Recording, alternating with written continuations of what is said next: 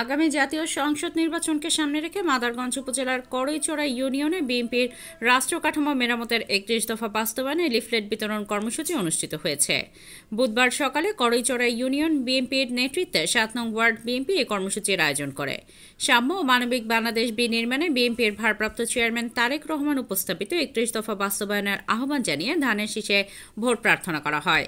এ সময় উপস্থিত ছিলেন উপজেলা কৃষক দলের সাধারণ সম্পাদক আবুল হোসেন সুরুজ, করইচড়া ইউনিয়ন বিএনপির সিনিয়র সহসভাপতি ডাক্তার এম এ মান্নান, সাধারণ সম্পাদক মোবারক হোসেন নান্টু মেম্বার, সাংগঠনিক সম্পাদক গোলাম মোস্তফা, উপজেলা স্বেচ্ছাসেবক দলের যুগ্ম আহ্বায়ক মোজাম্মেল হক মোজা, ইউনিয়ন বিএনপি সদস্য মামুনুর রশিদ মামরুল, ইউনিয়ন স্বেচ্ছাসেবক দলের সদস্য সচিব পদপ্রার্থী মোহাম্মদ আলমগীর হোসেন হৃদয়, ৭ নং ওয়ার্ড বিএনপি সভাপতি মোহাম্মদ তোতা সরকার সহ উপজেলা, ইউনিয়ন ও ওয়ার্ড পর্যায়ের বিভিন্ন নেতাকর্মী।